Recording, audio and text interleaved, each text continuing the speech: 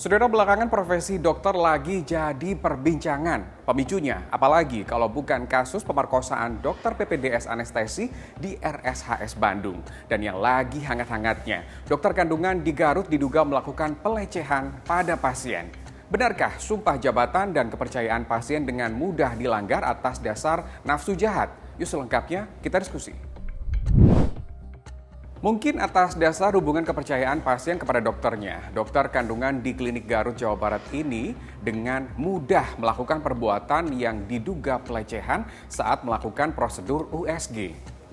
Padahal, pasien berhak meminta pendamping perawat atau bidan jika ada pemeriksaan atau tindakan yang dilakukan oleh dokter pria terhadap pasien perempuan.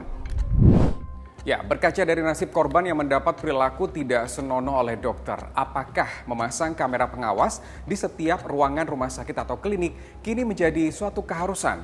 Dan jika pasien mendapat penanganan yang dirasa tidak nyaman oleh dokter, apa yang sebaiknya dilakukan? Kami objin laki-laki dan perempuan tuh hati-hati itu. Pada pemeriksaan itu harus betul-betul sesuai SOP. Minimal kalau pasien itu berhak didampingi keluarganya kan begitu. Yang kedua, kalau misalkan dokter objin melakukan tindakan apapun termasuk ultrasonografi, itu harus didampingi oleh perawat atau asisten dan sebagainya. Itu ada SOP-nya. Yang jadi problem adalah semua SOP yang dibuat itu dilanggar. Nah itulah oknum gitu ya. Kalau memang sudah seperti ini, saya sepakat ini sudah tidak benar dan perlu diberikan sanksi yang cukup berat gitu. Ya, dokter kerap disebut-sebut sebagai salah satu profesi yang terhormat atau mulia. Selain sumpah jabatan, ada kode etik yang harus dipegang teguh oleh setiap dokter. Namun, berkaca dari dua kasus yang lagi hangat ini, sepertinya sumpah dan kode etik tidak lagi mampu jadi tameng dari niat jahat. Jadi gimana cara menjaga dan juga mengawasi mentalitas para dokter nih?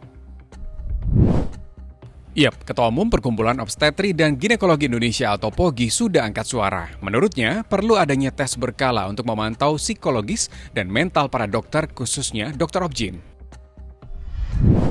Yang jelas bahwa setiap peserta didik spesialis ini diberikan tes namanya MMPI.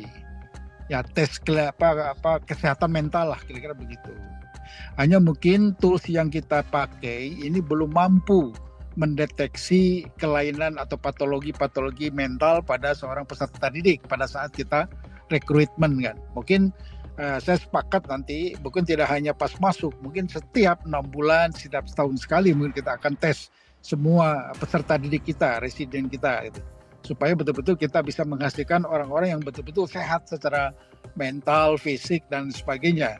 Kalau mencetak dokter spesialis yang pintar itu gampang, Mas Reza.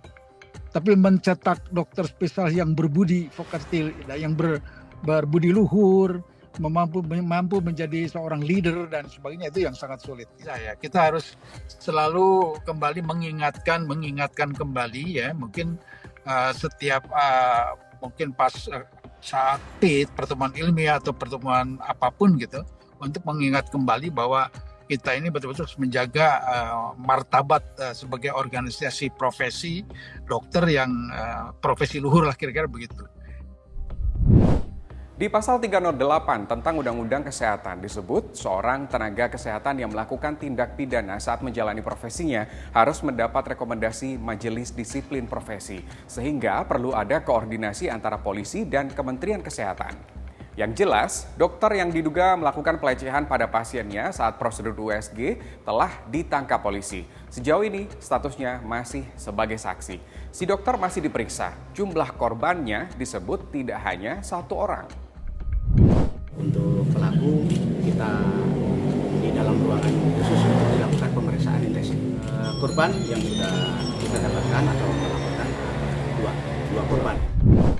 Ya, saya tegaskan ya, tidak semua dokter berperilaku negatif. Saya juga yakin dokter-dokter yang memang berdedikasi dengan profesinya pasti geram dengan ulah dokter nakal yang tidak hanya mencoreng profesi mulia, namun juga memberikan rasa trauma pada masyarakat. Nah, jadi gimana menurut kamu soal kasus ini? Yuk kita lanjut diskusi di kolom komentar.